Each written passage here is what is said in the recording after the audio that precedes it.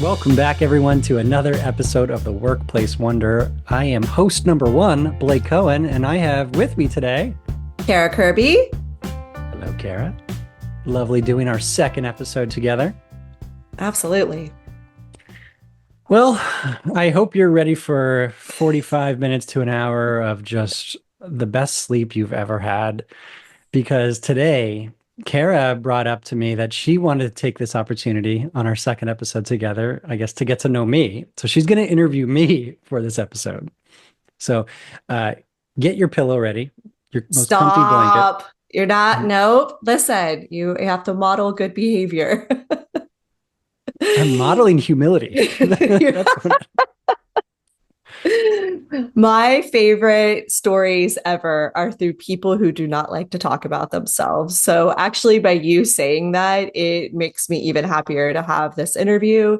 And it's people that don't like to talk about themselves. And like whenever people don't think that their story is interesting, because I only connect to like normal everyday people. So keep that in mind. Okay. Yeah. Even though you're not a normal everyday person, but you know, this is the stories that people like.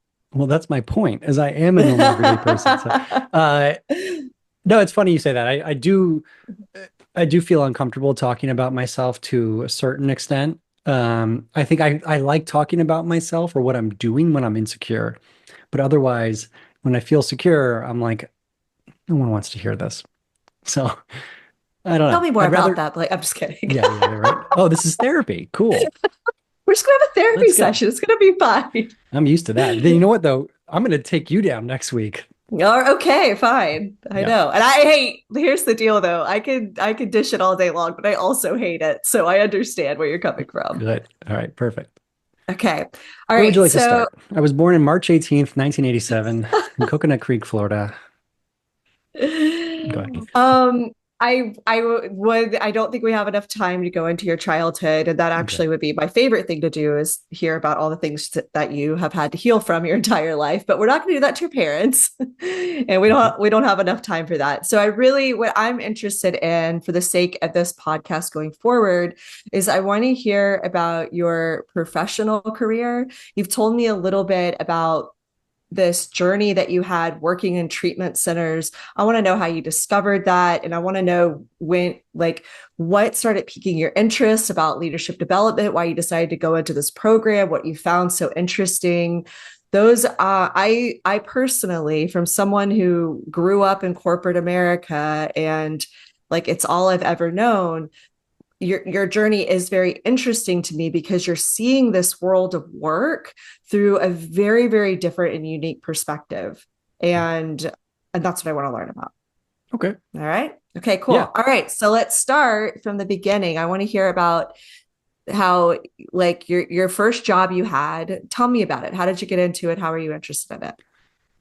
Okay, so for clarity, are we going to like first job ever or first job? No. First professional job. First professional job. Yeah. Okay. Tell me all the things. Yeah. So I was working at, well, okay, so I got a degree in psychology a while back and hadn't been using it because I was kind of combating some of my personal issues that I've discussed many times on the podcast. So like I was sort of in this place of limbo, just getting by, was working at a place in the mall when I got offered the possibility of working for a community mental health program. And I essentially was their jack of all trades. So I came in there to basically help out, run some groups, work with the clients, drive the clients to and from their home and to the center, but quickly moved up into a couple different roles that included everything I was doing before, and then added on helping people admit to the program, helping them through the entire process from beginning to end. So I started doing that in mental health, and I had always wanted to work in mental health. The field of psychology fascinated me. So I had my bachelor's in it. The ultimate plan was to eventually go back to school once I got a hold of my own psychological issues, was to go back to school and to get a degree. But at this point, I was now about a year into my own recovery from a substance use disorder. So naturally, the program I was working for was a substance use and mental health program. So And while you were battling those demons, you were also working at the center. yeah, yeah. Well, interesting. But I was about a year in. So I started actually 9 months into my recovery. Okay, okay, And okay. up until that point, I think I was working on just the basics of getting my life back together, trying to figure out some semblance of who I am and who do I want to be in this new Blake 2.0 world. And Okay, let then, me pause you for a second because this is sure, interesting. sure. What was it like doing the work? So you're almost doing that at the same time, right? Like you were like doing the work on yourself and also teaching people how to do the work at the same time. Yes, in a very basic sense at that point. So where Yeah. I worked, I would say felt very much almost like a daycare. So the people that we were working with were severely affected with Okay. mental health disorders. But So what a mind. I just I like I don't know you from can the say the word. outside looking, it's like it sounds like a mind fuck, Yeah. right? Yeah, Like, a bit. It felt really good, actually. So because it was so recent for me and it was so green. And of course, I got a couple certifications and did some trainings and stuff before doing all the work and had to, uh, what's it called? Like get supervision hours and work and train under yeah. people. But yeah, it was really interesting coming from recently being in a treatment program and then suddenly kind of taking a peek behind the curtain and being like, oh, this is how we do it. This is why this works. This is motivational interviewing. This is that, this is CBT. And starting to learn more about the clinical side of it and understanding that it's not just a random group you run every week. Like there is a curriculum, a progression that goes into this. Um, it was also interesting for me too because it was also green. So Mm. I can just reflect back when somebody shares something, I'm like, "Man, I just went through that. I totally understand." So there was a lot of relatability there and working with these people. And I Were just, you I, also able to see the things that like didn't quite land on like whenever you were having that experience versus administering it? Like were you able to like change things because you had like an understanding that I would assume not everybody has.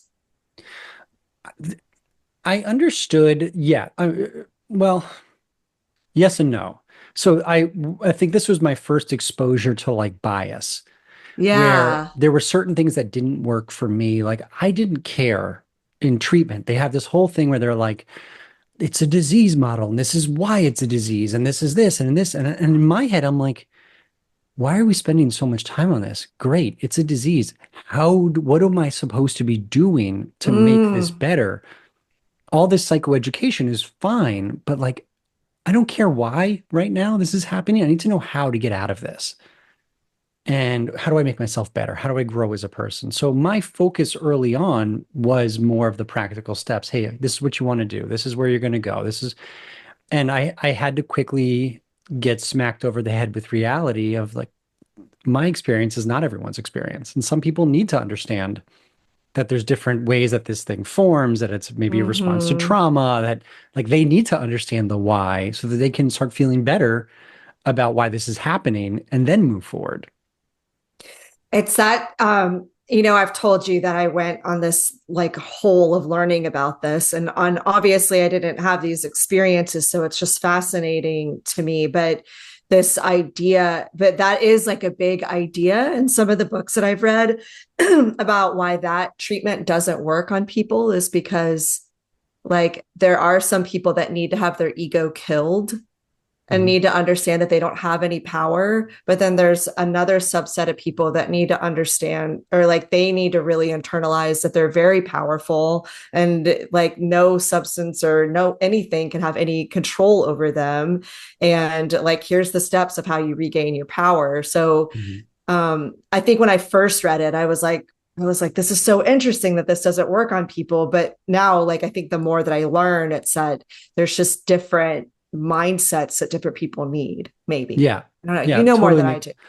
No, no, no, you're right. You're right, 100%. And I think the downfall, and it's just kind of why I'm a little bit against people in early recovery working in the field of mental health Mm, care or substance use treatment, is because you go in with the mentality of what worked for me is going to work for you. And Yeah. you have sort of a stickler approach to it. And in the reality, the longer my recovery process went on and the longer I worked in the field, which was sort of, it's a 10-year span, was the more I realized that like there is no one pathway. It's whatever works. It's whatever resonates with somebody. The best thing you can do is expose people to every type of explanation and option and alternative, and then say like, which one resonated with you? There's lots of options. Pick one. Yeah. It's just hard to do in a mass way. When you have a treatment program, like you kind of have to pick a couple philosophies and go with it. So it's a little bit tough. But I think it's really important that you go into everything with an open mind. And I think fortunately for me, I've always had a little bit of that like childlike curiosity of like wanting to ask questions and explore and never really held too firmly to a specific belief. Awesome. Oh, so fascinating. Okay, so you're working in this place, you're moving up, you're doing different things. Do you feel so I always feel like whenever people kind of get in this career where maybe it's their first career where they really start feeling like they're good at their job, there's Mm. this like deflection point of like learning explosion, right? So you might not be able to kind of name that, but do you feel like there was like a point where you like really hit your stride and you like really started like learning and shifting your perspective? And if so, what happened and what was it like? So it happened at the next job. So the place I was Okay. working at ended up closing down. And at the meantime, in the meantime, I was able to get an interview with a local treatment center near me. That was a small concierge style treatment program, very focused on the psychological care, the clinical aspects of it, but focused mainly on substance use disorders. And got an interview with, he was a psychologist who ran the program, who I'm still good friends with today. We do business together. Like he's a great guy. And he was my first exposure to, okay, if you're going to do this, you better be good. And his Mm, whole thing was like, listen, I went in with an ego to the interview. I came in for a role that I was no way, a director role that I was no way qualified for. And his whole thing was like, no, I can't give you that position, but I'm going to give you the bottom of the totem pole position.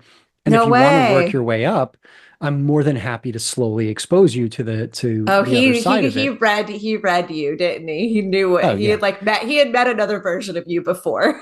I always mess with him because the interview was so intense and he's the nicest guy. But I never forget the way I would answer a question and he would just quietly go, No. and there was just nothing. I had no idea if he liked me, didn't like me.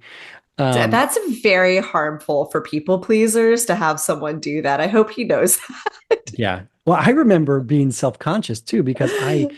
had bought a suit for this interview. It's like my first big boy interview in my life. Yeah. I was 26, 27 maybe.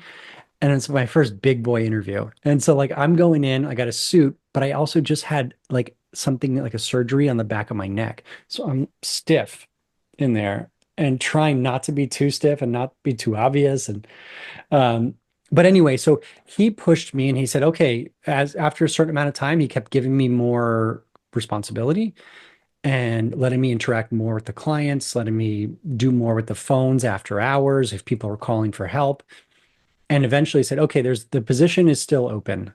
I think we can put you into this position. If you're going to, though, I need you to go back to school.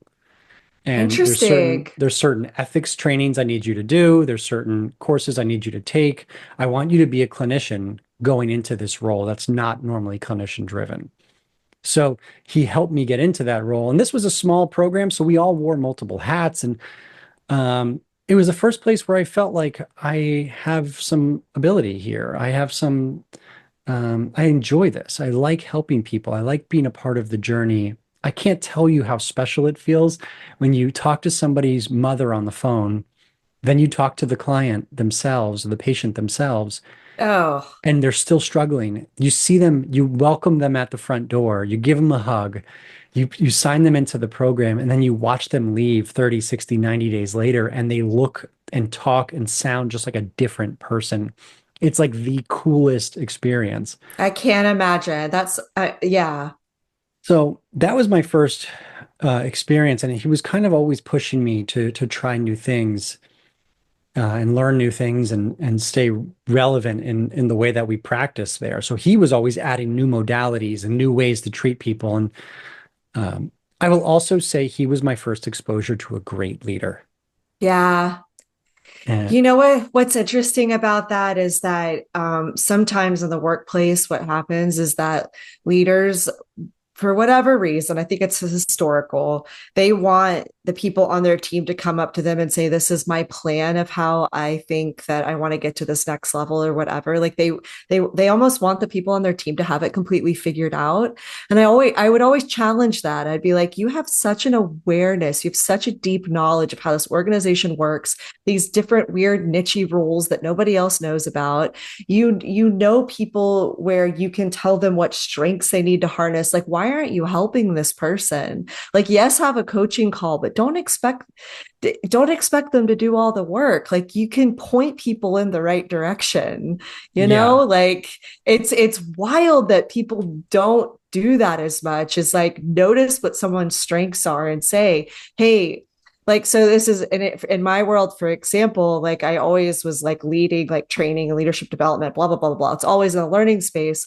But when I would find out that someone had like technologically, like they like the technology piece, I'd be like, you need to go learn about being a UX designer, as an example, because that's such a profitable field. If you hmm can take learning design and you can transfer it there, if this is the piece that you really like, that's going to set you up for the rest of your life, right? Like you can see this as a leader of all these connecting parts where somebody else might not be able to. So it's a gift you can give another person. totally, totally. Like exposing them even just one step at a time of here, I want you to try this. I don't know what your full plan is yet. I want you to design that, but here's the first step I want you to take and see Yeah. where it takes you and give people opportunity. I just recently heard an interview with somebody who was talking about as a leader, they rarely make decisions for anybody else except for small decisions where Mm. they won't say, I want you to go here because then you're going to do this and this is the whole ultimate goal. They just say, move to that rooftop. Let me know what you see, whatever it is. But it was just kind of, they take it small step at a time because they know that every step of the way, they're going to get more information. They're going to get more confidence. And then they're going to be able to take those small steps. I just thought that was really cool. Yes, love it. Okay, so he was your first exposure to a great leader, and I got a little excited there. So Yeah, yes, it's please okay. keep going. So he also supported me in my first entrepreneurial adventures. So at some point doing this work, it kind of felt like it wasn't enough. And I was feeling like I could be doing more. I could be doing better. I'm outgrowing this program a little bit, but I didn't want to leave because I really loved working there. So he supported me doing my own entrepreneurial adventure on the side, and he invested in it even, and it failed miserably, but I learned a Wait, what ton. was it?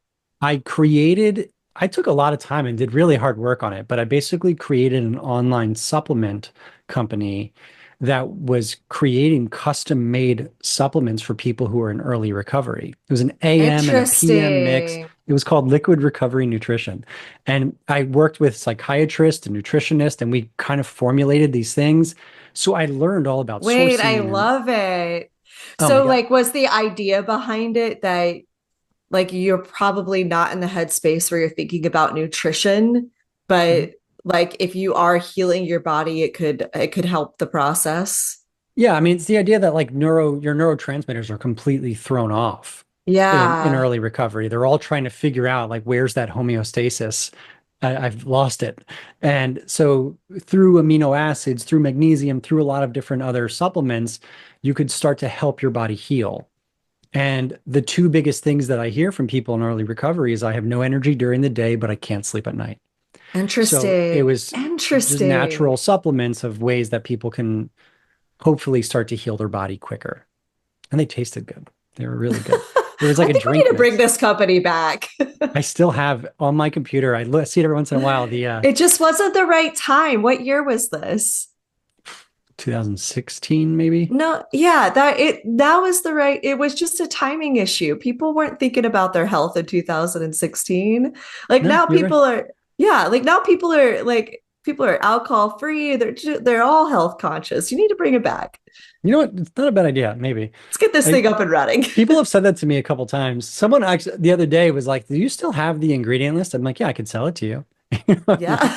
I worked really hard on that.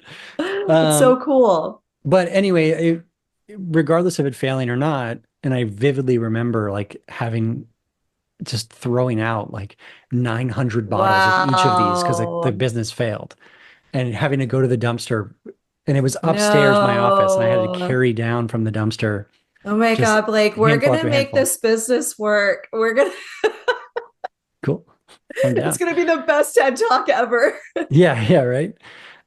So anyway, I'll speed this up. So basically, he supported me. It taught me a lot about entrepreneurship. It taught me about starting your own business, the writing a business plan. Like he made me do the hard steps, and I learned a lot quickly.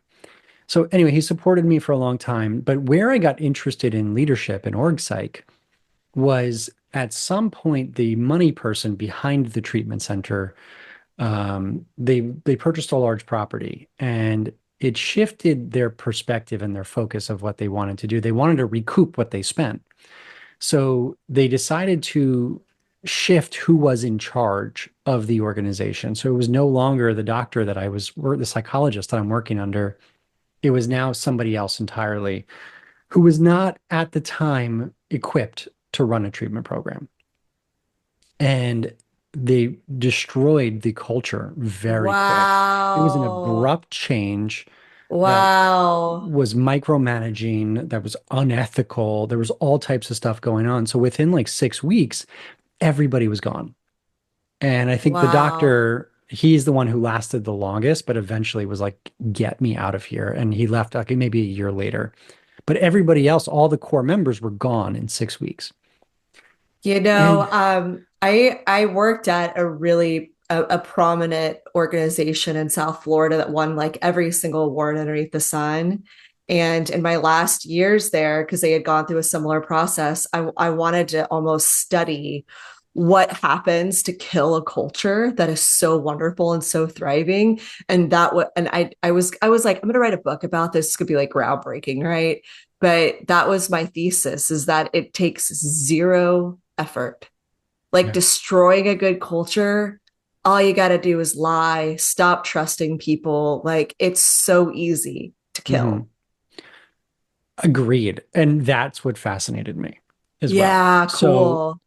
I was upset, and it felt like a big identity loss, and like it just was sort of Mm-hmm. like an eye opener. And I got a job somewhere else that was really cool place I was working for, but I just didn't feel like fully in and didn't know what I wanted to do in the field anymore.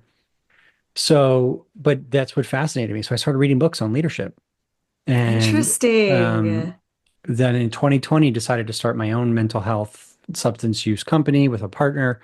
And basically, at the same exact time that we started the company, I started a master's program in leadership. And the goal was really for me to find a way to integrate leadership philosophy and principles into substance use and mental health treatment. That was my original goal. But then as I'm doing this stuff, I'm also starting to do work with organizations. And I'm realizing how little they know about the psychology of the interactions and what's taking place at work, the human side of work, how little they understood that. And you can give them little nuggets, even an hour-long workshop, and they're like, we never looked at it that way. Like when we work together better as a team, if we actually communicate, we never thought about that. Micromanagement says that I don't trust you. I never thought about that. Like just stuff like the basics. So And you were going through this experience where you might not have had as much exposure to the corporate world. And stop me if I'm wrong on this. This is a commonality I see. Like if you're not around the corporate world a lot, you think everyone has their shit together. They're super professional. Everybody's super smart. But then I feel like everyone has this experience, if they haven't been exposed, that they get exposed and they're like, oh, yeah, 100%. that is not the case. 100%. So that's exactly what was happening. So I was going in and being like, "Oh wow." And you're jaded, maybe not jaded. You take it for granted what you how you interact in a mental health program. When you're working in mental health programs or you own a mental health company, you're Interesting. constantly starting every call with, how are you doing today? What's going on? That was a tough client yesterday. You feeling okay? Did you get enough rest? Like you're constantly asking those questions, and you realize that safe those like safe measures of communication and understanding each other don't really exist in the corporate world. People like leave your personal life at the door, come in here and be a robot, and it's just not reality. I'm And writing this down. That's such a good quote. Those safe methods of communication don't exist. yes, Uh, it just hits the nail on the head. yeah, well, and yeah, that's what I found. So as earning this master's degree, I'm slowly peeling away from the mental health and substance use industry, and I realized the yearning I had all those years ago to start my own company, the nutrition company. It was because I didn't know what I was looking for yet, but I think I was Mm. trying to figure out where's my place in this world. And there's just something that felt so natural and fascinating and that I love about organizational and leadership psychology. So once I finished the master's, my plan was to just keep going and working and whatever and running my company. And I just could not ignore the feeling that I wanted more. So that's why I signed up for the doctorate program and sort of how I landed here of taking the huge leap of faith to just walk from my company, hand it over to the partner and say, hey, I got to follow this dream. I got to see what happens. I got to at least explore this. And there's, as much as I don't love him, and this is a strong opinion. So I don't really, Give it to me. oh, you're going to agree in 1 second. You're going to Okay, okay. 100% agree with this. Anytime Uh, anyone starts something out like that, they're like, I have a contrarian opinion and it's really juicy. I'm like, say less. Tell me now. I think Tony Robbins is a complete bullshit artist. I think he's Oh, really good don't at, get me yeah, I started. knew you were going to like this.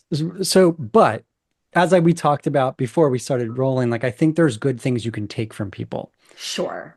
And I think he stole this quote from a like a Roman philosopher or maybe a Greek philosopher.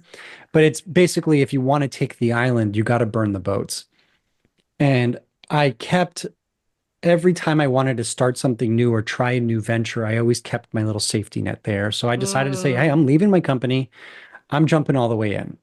And I'm gonna focus on school and become the best organizational psychologist that I can become. And I'm gonna learn, I'm gonna challenge myself the whole time. And I'm gonna go through this 4-year transformation process while doing work on the side and try to become the best psychologist I can. So that's where I'm at. I Well, I hope that you know that that's amazing. And taking that leap of faith is really scary. And it is going to work out. Like it just is. And there is, I think there's going to be a natural, you're going to, I've told you this before. Like, I mean, my path is very different, but like, I know there's a connection between these two worlds that I haven't been able to figure out. Hmm. And I think this podcast is going to help us figure it out. Okay. We're looking at it from two different approaches, and I don't even know if maybe it's suffering. It's this like, how do you help people stop suffering so that they can show up for one another better? I don't know what it is, but what I'm trying to say is that maybe it's substance abuse or maybe it's suffering, but our world is suffering.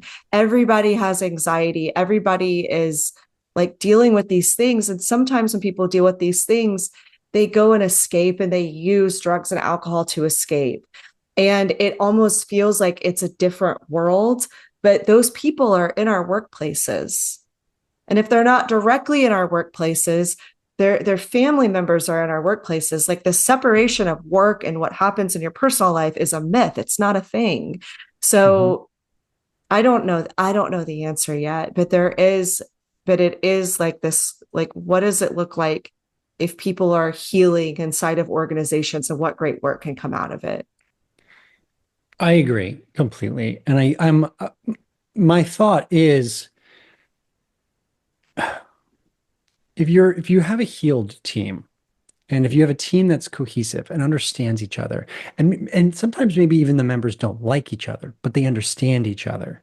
and they Yes. understand where each other's coming from, and they're willing to challenge each other in a healthy way, you're going to make more progress than being in a high stress, pressured environment where everything is taxing on your mental health. You're slowly depleting your life energy bars, and you're just trying to fight for another day or to fight to prove your worth. You're always going to have a better result if you have a team that's working cohesively, that cares for each other, that people want to get the job done and they're excited about it. They're enjoying their workplace. They're having fun and, like we talked about in the last one, having fun and doing their work. Hmm. Like that's what we're missing, and we've gotten so far from it. I just wish somebody would do a TED talk on that topic. Oh, wait. Dun dun dun. It's so like in my, it's all I think about at this because it's 29 days away is the recording. So it's like So all I think exciting. about. Which I do want to say one other thing is that what's been interesting about this process of transformation or transition, we'll say for myself, is that I've been forced to really pay attention to if I'm gonna do this work, I have to figure out where is my place in this work. And consulting sounds great. Workshops sounds great. For me, what excites me the most, and I'm trying to pay attention to those emotions, and I think we should all do this. And it's a Hmm. luxury. Not everybody can do it. Totally. Because we're not all in financial, social, familial positions to just say, like, how do I feel? What excites Yeah. me? I'm going to do that. So I'm very blessed to be in that position. But for me, what I'm realizing, what makes me the happiest is talking about what I'm learning in a simple way and sharing the knowledge and being able to get out there and say, hey, guys, I learned about this complex theory. Not that complex. Here's what it means. And sharing the information in a relatable way. Nothing gets me more excited than that. I love it. Yeah. So it's now, how do I find my place in the role of organizational or leadership psychologist? What does that look like for me in the future of being able to share this information in a way that makes me happy and but also makes money? As much as I tell people to not give advice, can I give you some advice on that? Sure.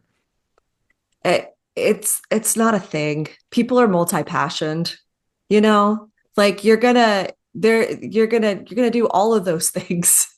And Yeah. and I do think we get stuck sometimes, whether it's in a consultancy or it's in our jobs, and we're like, I need to know the exact thing that I need to be doing. And that I don't know. I just don't think that that's how it works. Like my Yeah. very, very sophisticated way of saying this is that I think business is throwing shit up against a wall and seeing what sticks. Like, No, I listen, I agree with you. And I get that that does sound a little bit like an but ideal world. there's a balance of like understanding your strengths, right? Yeah.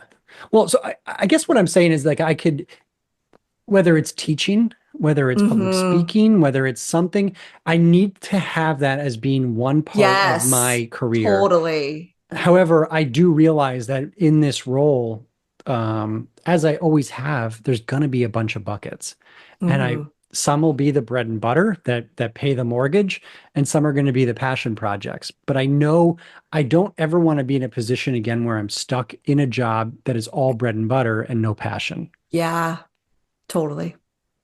So Yeah, you can't live like that no. unless you can find a way to. I've been thinking about this with my friends lately, just because the state of the working world is so dismal right now. And I mean, we just need to blow it all up and start over, in my opinion. It feels like But that's what's happening in this world, I this know country right now. so it's fine. I don't know if it's gonna be rebuilt any better, but whatever. But my friend and I were saying that, like, especially millennials, we grew up with this, like, work as hard as you can, make the best grades, do all these wonderful things, and then like life, then you will get these things in life. The harder, that was our social contract we were given, is that the harder you work, the more school you go to, the more rewards you'll have. And our generation, that social contract has been broken. And so we're kind of in like this reconciliation point right now where we're like, maybe my purpose does not have to be my job. Someone's been telling me my entire life that if you work in your passion, that you'll never work another day in your life. Well, maybe that's not that's not actually true. Maybe just Yeah. do the stuff that you're really good at, and then also like you can be purposeful inside or outside the organization. Like we don't need to put as much pressure on that job, right? Yeah, I don't know. No, I agree with you. However, I also think you should always try to parlay what you're passionate about into some type of money-making system. It doesn't have to be, because then there's also, I think there's a line you cross where if it becomes a job, then it becomes not fun anymore. So like you've got to find that balance of like where it fills your Yeah. cup, but it's also still fun for you and not going too far where it feels like, ugh, I have to show up today and teach this class, or I have to go and speak to this crowd today. I don't want to do this. I don't, you never want to reach that point, or then you can just switch passions. I think the other myth that people have in terms of passions and sense of purpose is that we have one and that Mm-hmm. it never changes. Like you have this one life purpose that was granted to you, and you have to dig until you discover. And I think it changes and shifts as you grow. Um, I think it's for me, I had to find a place of like a topic that really interests me Yeah. so that I can be passionate about something. And I can tell you right now, the way that I feel and speak about organizational psych and when I can go into a company and work with them and work with their employees and have conversations, I never feel happier. So whether that's me doing a workshop or training or just sitting down and having interviews and conversations with people, nothing makes me more excited and happy right now. Yes. And I don't mean to sound negative on this either, because like I also realize that like our work is super fun and interesting. It's a lot of, you have to know so much stuff. And it's hard. Like I think it's always so funny when people come up to me and they're like, your job seems fun. I'm like, it is. It's cool. Like you're talking about human beings and how they relate to each other and how they can get the best out of each other. It is Yeah. fun, but it is also a lot of work. And it's just it's a privilege to be able to work in a place that you're so interested in. And I think that like I don't know, I just want people to know that like it's okay. Like if you're not in a place right now that you're like super passionate about your work, that you'll find it one day. But if you're not, it's okay that your passion is your family or your Yeah. garden or your bike or your dog. Like it doesn't have to be your work and this pursuit of passion at all times. It's great if it is. I agree 1,000%. And keep in mind, like that story that we just talked about, it took me what, 10 years to Yeah. figure out even that there was a topic I was interested in. I think what the important message that's there is that you should always be in pursuit of knowledge and being willing to try Yes. new things. And the one place where I don't stand and say that it's okay, which may also be a strong opinion, but I don't think it's okay to remain stagnant. I think that Mm, that's where we go to die as humans. That's where our soul goes to die. And I think that we need to always remain in a place of growth, of challenging ourselves, even if it's something small. On one day, if you're feeling like, where's my life going? Go try something new outside and that you really are going to suck at. But yeah. we always need to be trying new things, seeking new knowledge, meeting new people, because you never know where you are going to discover something that means a lot to you. Yep, definitely. And I think that that is like from your story, even though you're used to putting all your attention on other people, but there's all these different strands and different mistakes, and all of that is going to come together in such a unique way that whenever you are sharing knowledge, it's not going to be like another Simon Sinek, like, oh, let's talk about your why. It's going to come from this place of like of depth and really, really interesting things. Not saying he's not interesting, he's fine, y'all. But you know what I mean? Like there's just all these business guys that like they cracked the code, if they made an assessment, they wrote a book and did some business case studies, blah, blah, blah, blah, blah. Now they're on stages and convincing people that they have the source of truth. Like it's like that's Tell me how you it's really feel. I think that industry is a little bit of a scam sometimes. It's okay. But yeah, but it's like, but what I like for people is like real stories, like real obstacles, real trying and failing, and and like the humanity that comes out of that. Like those are the stories that I like to read. Hmm. I wonder So if those thank you for guys, telling me your story. I wonder if those guys that you're talking about, I wonder how many times they failed. I wonder if they have the Okay, story as well. Blake. Okay, Mr. Positivity. I'm I'm just sure saying they did. I know, I know. I'm everybody jaded. has Listen, value. listen. I was in corporate America for a very long time. I'm a very jaded girl sometimes. It's okay. It's okay. I've seen a lot of bullshit in my day. I think one thing I do want to comment on real quick is that I think one reason why I'm so excited about this type of work too is that I have to give you a sense of perspective of the work I did for a decade from 25 to well 26 to 20 to 36, right? So I'm 30, I'll be 38 in a couple weeks. And that work for those 10 years was such high intense, high stakes Mm, work where yes, I'm learning and trying new things and we're doing these modalities and we're helping people, but there is a dark, dark, dark side to it yeah. where life is on the line, actually. And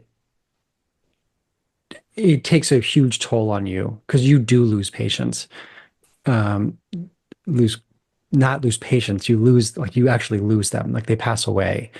And there's times where I see their faces. There's times where I still see images of when we found them. There's times of remembering Narcaning people who are overdosed and the fear that you feel of like, I don't know if they're going to come back right now. Get another Narcan, get another Narcan. Like I'll never forget this one situation where we just didn't know if they took something so strong that the Narcan we were giving wasn't working. And it took four of them to finally bring them back. And like that fear that I felt in that moment, the families, the moms, the dads that you speak to that lost their kids, like the stakes were so high. So if I'm Yeah. going into a company and they're like, my boss is mean to me, my boss has no idea how to talk to me, of course I empathize and I understand, but also, wah, like, okay, we can work with that. Like the stakes are much lower where I feel less of a pressure than I compared to the pressure that I had for all of those years. Yeah. No, and I appreciate that. Like, I mean, ugh, yeah. Yeah. There's It's I still, just am I like the people like for you and the people that are doing that work, I just I it's just like are like people can't thank them enough. You know what I mean? Like it's yeah. Thank you for so saying that. I, yeah. I think it is definitely a thankless job. And that's why when those thank yous come, it means the world. So anybody you have who's a therapist, anybody listening, do you have a therapist who helped your loved one? Thank them. Send them a nice card. Do something for them because it is typically a thankless job and it's hard work and it takes a huge toll on you. And honestly, I got to a point of just being totally burnt out by it. Yeah. I'm sure that happens a lot, huh? Yeah. Oh yeah. Clinician Yeah. burnout is huge. Yeah. I And can't I so mean how it's like I was just telling you earlier, you were like suggesting a movie and I was like, I can't watch that because I can't like I'm too sensitive, you mhm. know? Like I know that I sound like a baby, but like I'm so sensitive that I would have my heart broken every single second of the day. Like I'm like crying right now thinking about like you having to be there and see these people. Like I Yeah. just, yes, I'm echoing what you're saying. We can't thank people enough because, like, a lot of people don't have the guts to do that kind of work. I certainly Yeah, don't. it definitely shocks you in the beginning. The scariest part for me, honestly, that I would talk about with other people in the field is that you get sort of like a tough exterior, a shell where you're like, all right, well, let's go back to work. And you just kind of you don't talk about it. And the more I learn about organizational trauma and having to process through things as a group within an organization, the more I realize that how much help the behavioral health industry needs in Mm, processing that stuff because it mm, never really happens. I mean, there's a few times where I remember someone died in an overdose and it kind of goes out in an email like, hey, unfortunately, we just got a phone call from so and so's mother.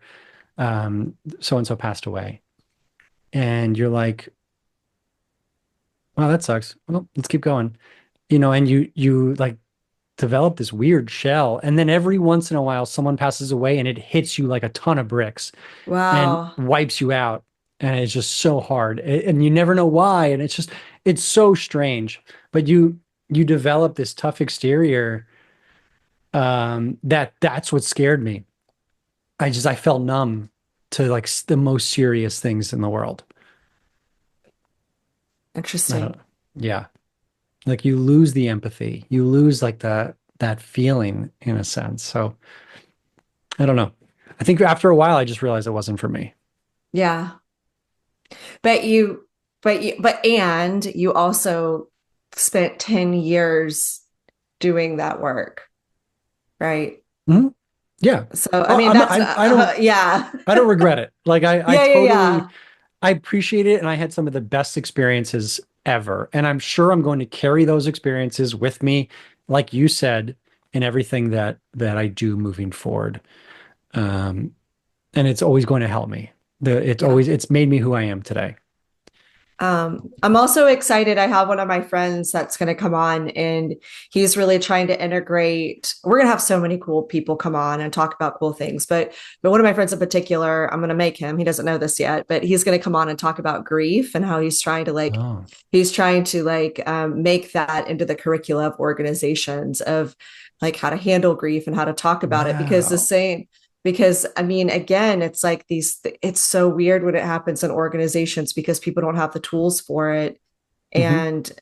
And yet grief is a weird, messy, complicated thing.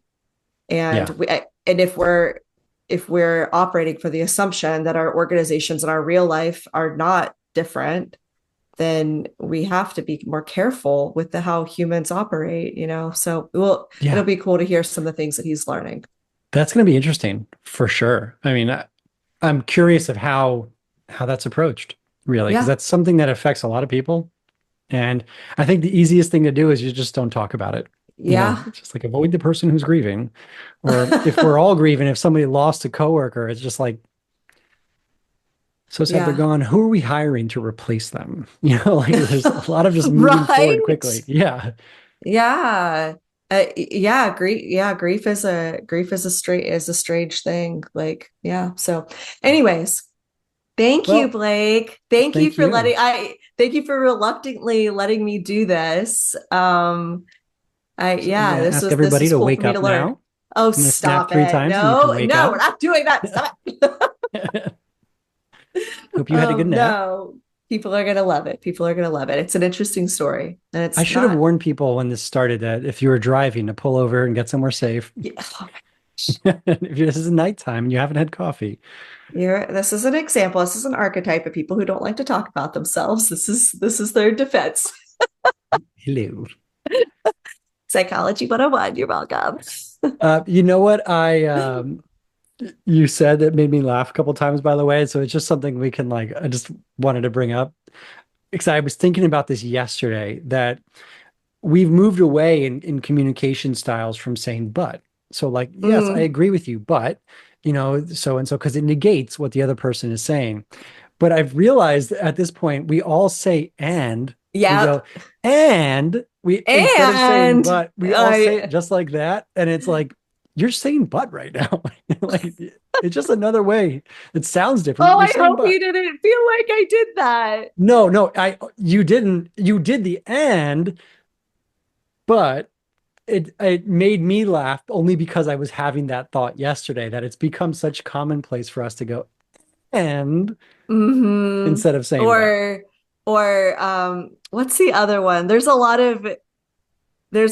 always say that people can hear you saying but even if you use different words. Hmm. So if it's like, explain to me, what was your thought process on that? It's like we could Yeah. still give condescending if we're not saying but. So yes, I do notice that too. So if I did that to you, I'm sorry. No, it wasn't a real but. You were making 2 points, but it made me laugh. The other one that I love that people use all the time, which is probably okay, it's what I'm hearing you say is, like people are taught in like basic communication and they're like, okay, so what I heard you say is, but Yeah. like you're not, as you progress in that, you're not supposed to actually say what I heard you say is. It's just sort of like that's the idea.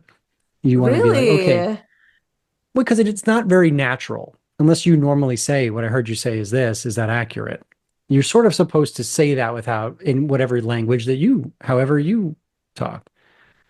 Hmm. So if you said to me, you know, I don't like potatoes because they're from Ireland, that's such a weird thing to say. I don't know why I just said that, but and I'm say, well, what I'm hearing you say is that you don't like Ireland. You're Is not that a big accurate? potato guy. Yeah, yeah, you're not a big potato. So what I'm hearing you say is that you don't like Ireland. Is that right? Instead of being like, oh, you don't like Ireland? Like so just kind of showing that you heard it, you're validating that you heard something and bringing up how you heard it. What's interesting is that like I have trained myself through the years so much to do like paraphrasing that Mhm. I do it without knowing. Because I I've never heard do. you say I heard you say. Oh, you haven't? Oh, I was like, did I No, do that? no, no, I've never heard you say that.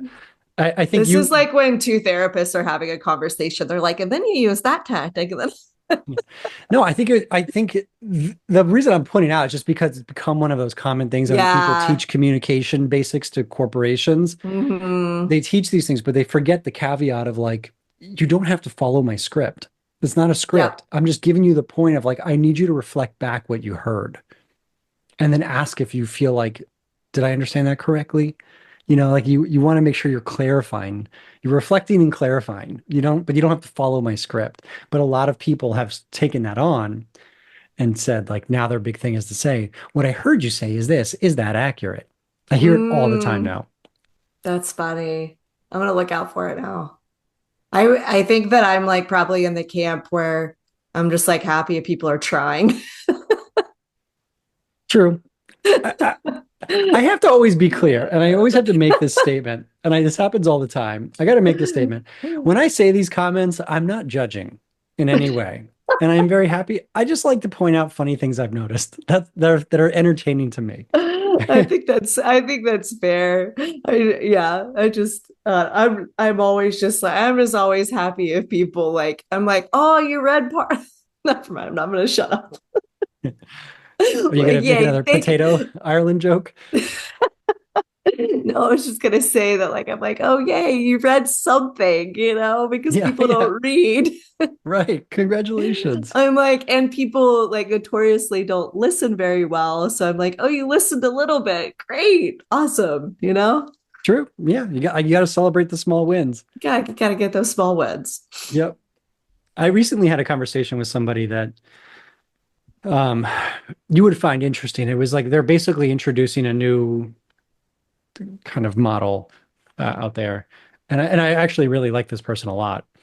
But the model was just derived from like it's like if they read post-it notes from like written by authors that like just really dumbed down whatever their book was about into like one or two sentences. It was like based off kind of stuff that has no like real science behind it or research or Mm-hmm. no real validity to it. It's just sort of like this sounds nice.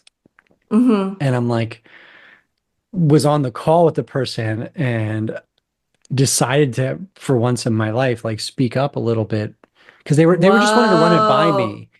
And I decided to say, like, well, there are some concerns here though. Like, do you not see them, how this might be dangerous? Like you're scratching a lot of scabs with this approach. Oh my gosh. And you How do you can't tell us what it is. no, No, don't do it. I'm no, not gonna push yeah. you.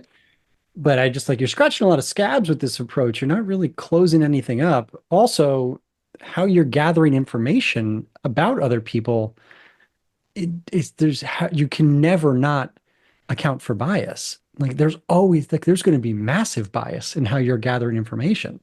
So like how is this going to work? And like, so it was like really interesting way to challenge. And it's funny when you challenge people in that way, which is, I thought they were very valid questions of like, hey, you're asking me what I think. So let me tell you some areas where I think you can improve. It's interesting you see how quickly people shut down. Like, that's not what I was looking for. Mm-hmm. I wanted you to tell me how great this is. I worked really hard on it, which I did say. But I also think it's really important that we start calling out some of these things that could potentially be dangerous for people in Oh my workplaces. gosh. I made this video the other day because I'm watching that show Traders right now. And it's just, I know, don't watch it. I watch trash TV. Don't judge me. Don't watch it. Uh, It's one of my favorite shows ever. oh, Yeah. oh, oh, I thought you We were could do a whole judging episode on traders. No way. I love it. So anyways, one of my other friends, we'll have her on. She's getting her doctorate. She studies burnout. And I was talking about groupthink because like I mean, okay, anyways. But you see people really, really easily go along with the dominant voice in the room. And in my lived Oh, yeah. experience, that happens all the time, right? So, like from my education, that is evidence of groupthink. But she mentioned on one of my videos the other day, she was like, actually, that's been debunked for a really long time. And there's no empirical evidence that groupthink is actually a thing. And I was like, here goes another one.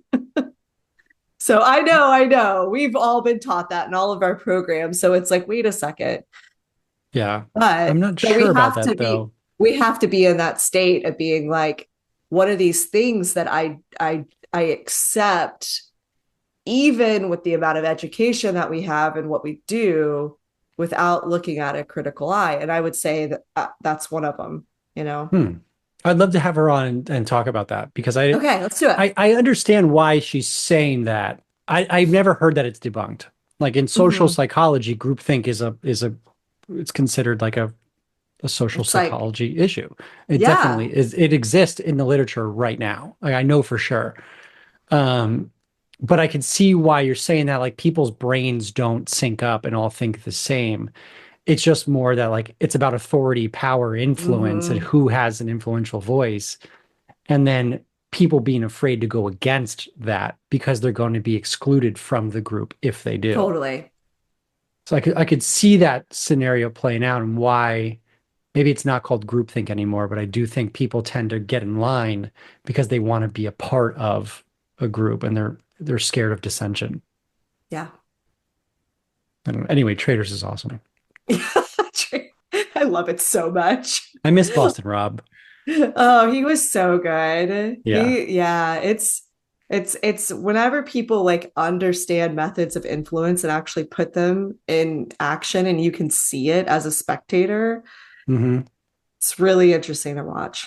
It was like scary how he would flip people. Like they would direct energy towards him and he would flip it right to somebody else Like or he was flip it. like boop boop boop boop. Yeah, and my thought was that, and I'm not great with big confrontation like that. My thought was, how did you think of those rebuttals so quickly and with so much like conviction behind it? I'm like, how did you do that? That was incredible. Yeah, I would not be a good trader. My No, husband I likes to think point that out when we watch it. He's like, "You would suck at this job," and I'm like, "Thanks." I think I would be a good trader. I think I'd be a really good faithful though too. Yeah, I'd be a good, yeah, I would want to be a faithful. I'd want to figure it out. I'm so competitive, but I also think I would take the approach if I'm a faithful of like I would never speak up on purpose, but I would plant seeds behind the scenes. Okay, we're gonna save this. We're Okay. gonna have a whole episode on the Yes, this is traders. going to turn into a 2 hour episode. That sounds good. Okay. All right. All right. Well, thank you for taking the time to interview me. I don't know what I'm going to say. I'm going to say I hope you enjoyed it. I hope you enjoyed me. Received. I don't know. Whatever. If you please everybody fight the urge to leave 1 star review of this episode and take your time. If you did enjoy it, leave 5 stars. If you didn't, which Hey, leave 5 stars just to prove Blake wrong. How about that? okay. You know what? That would make me feel good. Please, I'm having a bad day, everyone. Leave 5 stars. I need your support. No, because you know what's going to happen? All these 5 star reviews are going to come in, and then I'm going to start Oh my going on God. podcasts all Okay. over the place and talk about myself all the Oh, time. okay. I need to keep my ego in check.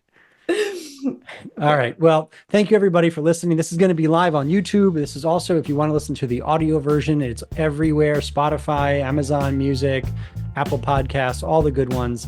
And Kara, thank you for taking the time to do All another right. episode Thank with you, me. my friend. Have a great rest of the day. All right. Bye, everyone.